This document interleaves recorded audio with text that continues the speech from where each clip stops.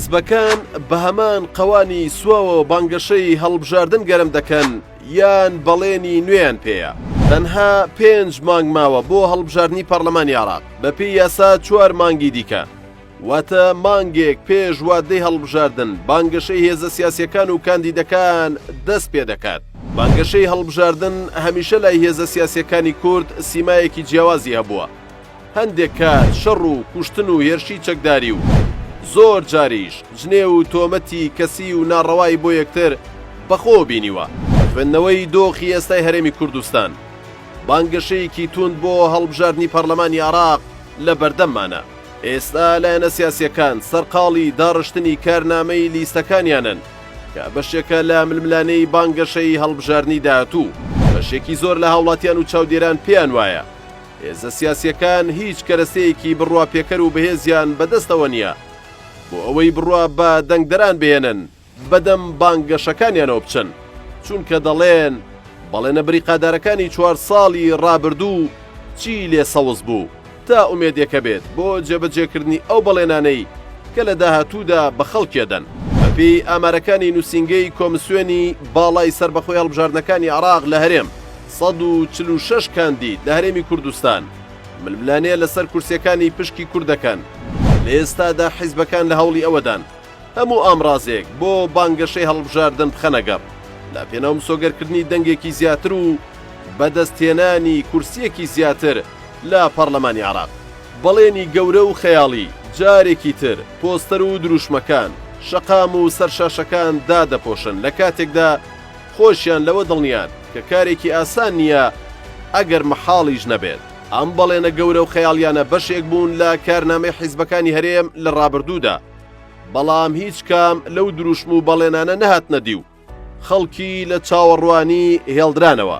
شارپرێس وەک بە بیرهێنانەوەیەک بەرنامەی کاری هەرێک لە لیستەکانی پارتی و یەکێتی و گۆڕانی لەم ڕاپۆرتەدا بە نمونە هێناوەتەوە.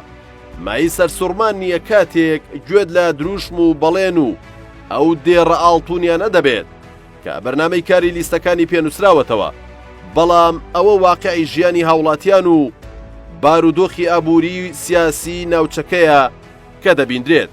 لە بەرنامەی کاری لیستی پارتی دیموکراتی کوردستاندا بۆ هەڵبژاردننی ساڵی 2010 پەرلەمانی عێراق هاتووە. کار دەکەین بۆ بەهێزکردنی پێگەی کوردە عێراق و دەرەوەی وڵات. هەروەها کۆتایی هێنان بەو ستەمەی لەگەلی کوردستان دەکرێت لە بواری شایستە داراییەکان جێبەجێکردنی مادەی 140 خاڵی سەرەکی کارنامەی لیستی پارتی بوو، لەگەڵ کۆتایی هێنان بە ڕەوشی خراپی کەرکووک و قەرەبووکردنەوەی زیان لێکەوتوانی ڕووداوەکانی 16 ئۆکتۆبەر.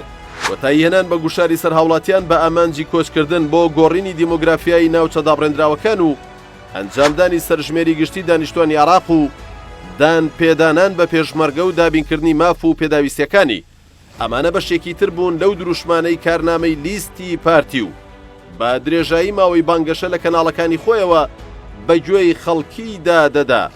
دروشم و بەڵێنە گەورەکانی لیستی گۆڕانیش بۆ هەڵبژاردننی 2010 پەرلەمانی عێراق هیچی کەمتر نەبوو لە بەڵێنەکانی پارتی، کەوتکردنی پرەنسیپەکانی سیستمی فیدراڵی و چەسپاندنی تەوافق و هاوسەنگی و شەراکەتی ڕاستەقینە، جێبەجێکردنی مادەی 140 و بەڕێوەبردننی ناوچە دابڕێنراوەکان بە هاوبەشی بە دامەزراوەی کردنی هێزەکانی هەرێمی کوردستان و حکوومەتی فیدراڵی. ئەمانە بەشێک بوون لەو بەڵێنانەی لیستی گۆڕان لە ڕێگەی کارنامەیەکەوە بە خەڵکیدا.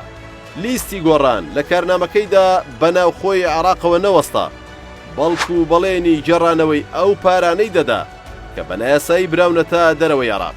هەروەها بەڵێنی ئەنجامدانی سەرژمێری گشتی و قەرەبووکردنەوەی زیان لێکەوتوانی ئەنفال و شەڕی داعش، دەرکردنی یاسای نەوت و غاز و سەرچاوە سروشتیەکان و فرۆشتنی نەوتی هەرێم لە ڕێگەی کۆمپانیای سۆمۆوە. لیستی یەکێتی لە کارنامەکەیدا بۆ هەڵبژاردننی 2010 پەرلەمانی عێراق جەختی کردەوە لە کارکردن بۆ گەڕانەوەی پشکی لە 117 هەرێم لە بودجێ عێراق و زامنکردنی موچەیەکی شایستە بۆ هێزی پێشمەرگە و داکۆکیکردن تا چەک و تفاقی پێشمەرگە وەک وەزارەتی بەرگری عێراقی لێ بکرێت، کارکردن بۆ گەڕانەوەی شەرعیەت بۆ ناوچە دابڕێنراوەکان و گەڕانەوەی پێشمەرگە و ئاسایش بۆ ئەو ناوچانە و بەدەستێنانی ئابووری بەهێز بۆ هەرێمی کوردستان لە ڕێگەی کشت و کاڵەوە لەگەڵ دابینکردنی خزمەتگوزاری تەندروستی بۆ کەسوکاری شەهیدان و منداڵانی بێسەرپەرشت و بێوەژنان بەشێکی تر بوون لەو بەڵێنانەی یەکێتی لە کارنامەی لیستەکەیدا بە خەڵکی دەدا. ئەمانە بەشێکی کەم بوون لە کارنامەیەکی دوور و درێژی هێزە سیاسیەکان بۆ هەڵبژاردنی ڕابردووی پەرلەمانی عێراق. لە دوای هەموو هەڵبژاردنێکیش ئەوەی کاری لەسەر نەکرێت ئەو بەڵێنانەیە کە لە بانگەشەکانی هەڵبژاردندا بە هاوڵاتیان دراون. یەکەم هەنگاوی حیزبەکان لە دوای کۆتایی هاتنی هەڵبژاردن شەڕکردنە بۆ بەدەستێنانی پۆست و وەرگرتنی بەشەکێکی دەسەڵات. ڕەنگە ئەوەی حیزبەکان بیری لێ نەکەنەوە ئەو بەڵێنانە بێت کە بە دەنگدەرانیان داوە. گرنگترین بابەت بۆ هاوڵاتیان و دەنگدەران ئەوەیە کە ئەو بەڵێنانەی 3 ساڵ پێش ئێستا چی لێ سەوز بوو. ئەو دنیا خەیاڵیەی کە حیزبەکان بەڵێن بوو بۆ هاوڵاتیان دروستی بکەن کووە ئەگەر ئەو هەموو بەڵێنە جێبەجێ نەکرابن. حیزبەکان ئەم جارە چ بەڵێنێکی نوێیان ئامادە کردووە تا هاوڵاتیانی پێ ببەنە سەر سندوقەکانی دەنگدان یان هەر قەوانە سواوەکەی و بەڵێنەکانی پێشووتر گەرم دەکەنەوە. ئاخۆ هاوڵاتیان جارێکی تر با بەڵێنی حیزبەکان بڕوا دەکەن و دەچنەوە سەر سندوقەکانی دەنگدان یان ئەگەر بچنەوە سەر سندوقەکان بە دەنگەکانیان سزای ئەو هێزانە دەدەن کە لە ماوەی ڕابردوودا نەیانتوانیوە لەگەڵ خۆیان و بەڵێنەکانیان و دەنگدەرانیشیان ڕاستگۆ بن.